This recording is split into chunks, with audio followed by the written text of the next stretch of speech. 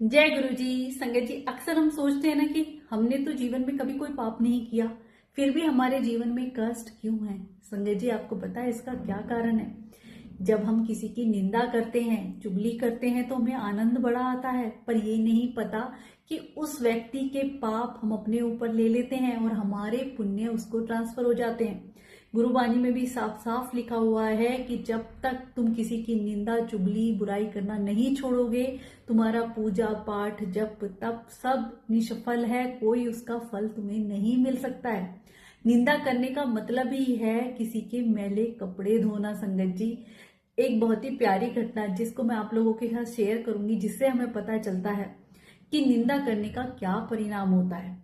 निंदा वो मीठा जहर है ना संगत जी। बड़ा आनंद आता है हमें दूसरों की बुराई करने में, पर हमें ये नहीं पता कि हम अपने सारे पुण्य वहीं पे खत्म कर लेते हैं।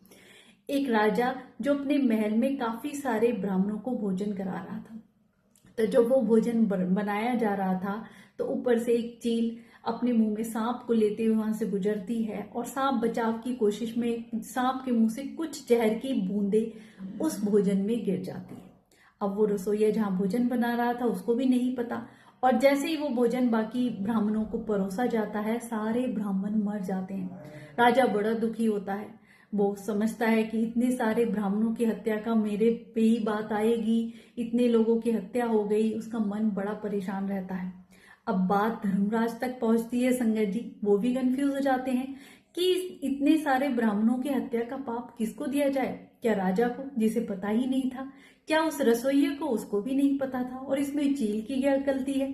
वो भी अपना भोजन ले जा रही थी। और उस सांप की क्या गलती है जो अपने बचाव के लिए, जिसके मुख से वो जहर की बूंदें निकली है? वो कुछ कंफ्यूज थे कि तय कर ही नहीं पा रहे थे, और ये कुछ समय के लिए निर्णय टल जाता है। उसी बीच कुछ ब्राह्मण उस राजा से मिलने और राज्य में आते हैं।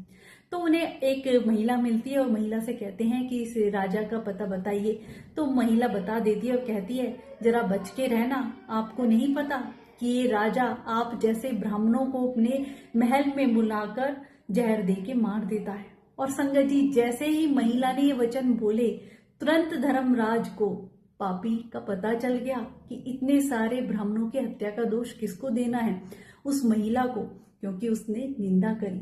संगत जी, निंदा करना इतना बड़ा पाप है कि दूसरों का कितनी हम पाप अपने ऊपर ले लेते हैं और अपने पुण्य वहां ट्रांसफर कर देते हैं। आप देखिए, अब महिला का क्या दोष है? हम सोचे तो महिला को दूर दूर तक कुछ नहीं लेना देना इस चीज से, पर इतने सारे ब्राह्मणों की हत्या का दोष महिला को दिया गया क्योंकि उसने राजा की निंदा करी।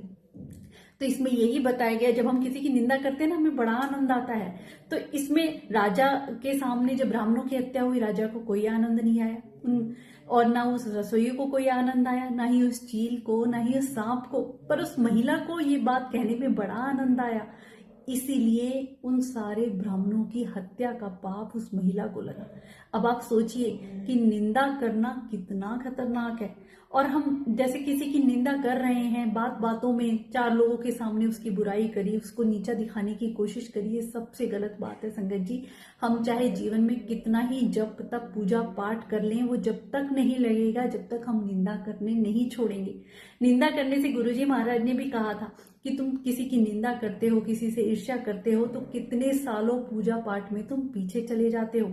जैसे ही हम सत्संग सेवा सिमरन से वो सीढ़ियां चढ़ने की कोशिश करते हैं, तुरंत नीचे पहुंच जाते हैं संगत जी। किसी के मैले कपड़े धोने के बराबर बताया गया है। भक्त कबीर जी रोया करते, तो एक भक्त पूछा कि आप क्यों रो रहे हैं? तो उसने कहा कि एक व्यक्ति था जो मेरी निंदा करता था, वो डेली मेरे मैले कपड़े धोता था। अब मैं रो रहा हूं कि वो इस धरती से चला गया तो मेरे मैले कपड़े कौन धोगा? मुझे और पुण्य करने पड़ेंगे, वरना वो मेरे सारे पापों को अपने ऊपर ले रहा था और मेरे पुण्य कमवा रहा था। तो संगत जी, इस बात को समझे, निंदा चुगली हम आज से ही बिल्कुल छोड़ दें। कई बार होता है ना, हम सत्संग में गए या बड़े मंदिर गए या कहीं भी गए और हमने रास्ते में दो बात किसी के लिए कह दी, वो ऐसा है, उसने ये नहीं किया, इसने ये कहा, तभी समझ लीजिए कि हमें वहां जाने का जो फल मिलना था वो जीरो हो गया। निंदा चुगली किसी की भी भली नहीं है, ना सुनने की और ना ही कहने की। कोई आपको सुना भी रहा है, किसी के बारे में बुराई कर भी रहा है, मत सुनो संगत जी, क्योंकि निंदा जितने करने वाले को पाप मिलता है उतना ही सुनने वाले को भी मिलता है। तो कहते हैं ना भक्त कबीर तो निंदो लोग निंदो मोको लोग निंदो। आपको पता है भक्त कबीर जी अपने हाथ में ऐसे ही गुलाबों का रस लेके बॉटल में घूमा करते कि मैं शराब पी रहा हूं ताकि लोग देख के मुझे निंदा करें, मेरे बारे में भला बुरा कहेंगे तो मुझे पुण्य अपने आप मिल जाएंगे। तो जान पूछ के निंदा कराया करते थे। जिस किसी की भी निंदा होती है उसके सारे पाप कर्म खत्म हो जाते हैं और उसे पुण्य मिलने शुरू हो जाते हैं। गुरुजी महाराज भी अक्सर गुरुवाणी में एक व्याख्या निंदा के ऊपर ही सुनवाया करते थे कि निंदा करने से कैसे तुम अपने कर्म बढ़ा लेते हो। संगत जी, एक बार एक राजा जो अपने अस्तबल में ऐसे ही घोड़ों के साथ खड़ा हुआ था, तो वहां एक संत आ जाते हैं और उनसे भिक्षा मांगते हैं। अब राजा उसमें व्यस्त था, बार बार संत परेशान करते हैं कि दे दो। तो राजा कहता है कि मैं तो अपने महल में भी नहीं हूं, तुम्हें यहाँ मैं क्या दे सकता हूँ। तो वो संत कहते हैं नहीं, आपको कुछ तो मुझे देना ही होगा।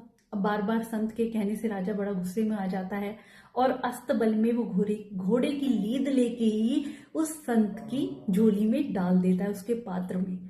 अब संत जो होंगे संगत जी, पूर्ण संत होंगे, वो कभी इस बात पे गुस्सा ना करेंगे।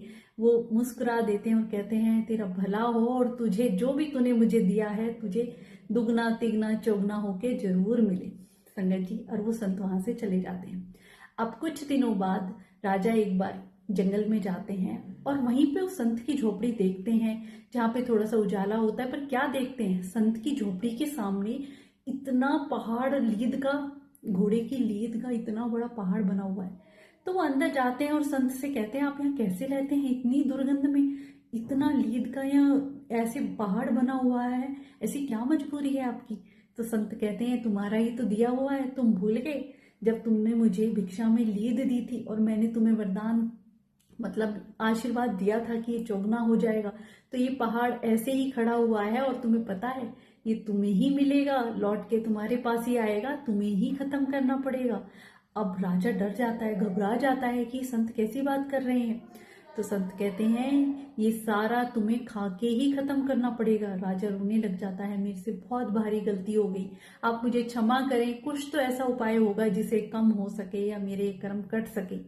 तो संत कहते हैं एक चीज है, तुम राज्य में जाओ और अपनी निंदा करवाओ, जैसे जैसे लोग तुम्हारी निंदा करेंगे वैसे वैसे ये खत्म होता चला जाएगा। और संगत जी ऐसा ही होता है, राजा राज्य में जाके कुछ ऐसा एक्ट करता है गलत सलत, मतलब लोगों को केवल दिखाने के लिए, और राज्य में उसकी निंदा होने लग जाती है। जैसे जैसे निंदा बढ़ती जाती है, राजा का वो इतना सारा घोड़े की लीद एक छोटी सी चूरन के बराबर रह जाता है। तो राजा बड़ा खुश होकर संत के पास आता है, तो पर कहते ये थोड़ा सा रह गया, अब इसका क्या।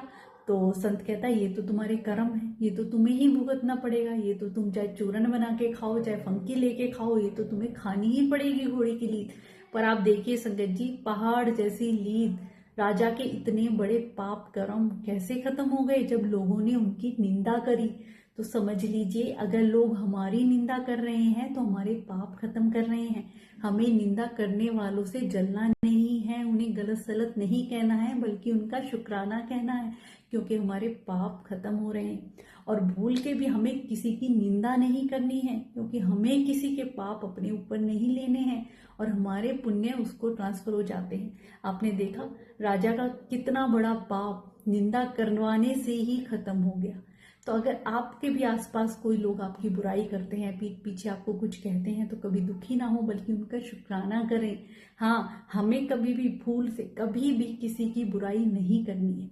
अब कई संगत ये पूछती है कि निंदा होती क्या है। निंदा का मतलब है संगत जी, जब दो व्यक्ति मिलके किसी तीसरे की बात कर रहे हैं, तीसरे का कोई बात नीचा दिखाने के लिए या कोई मजाक बनाने के लिए या अपने आप को बेस्ट दिखाने के लिए उस तीसरे की जो बुराई की जाती है वो निंदा चुगली होती है, जो हमें कभी भी भूल से नहीं करनी है।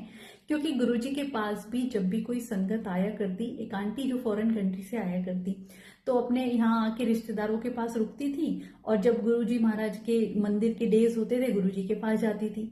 तो गुरुजी ने एक दिन पूछा, आंटी बाकी डेज आप कहाँ रहते हो, बाकी दिन तो मंदिर आ जाते हो जब मंदिर खुलता है। तो वो आंटी बोली कि गुरुजी जो हमारे रिश्तेदार हैं उनके साथ मतलब लंच डिनर या उनके पास रुकते हैं। तो गुरुजी बोले वो जो भी निंदा करते हैं उसे सुनते हो, क्योंकि वो किसी न किसी की रिश्तेदारों की आपस में बातें करते हैं। तो गुरुजी ने कहा निंदा न करनी है न सुननी है, वरना तुम्हारा यहाँ आने का भी कोई फल नहीं मिलेगा।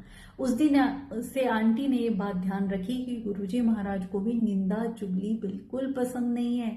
हमें कभी भी किसी की भी भूल से भी बुराई नहीं करनी है संगत जी।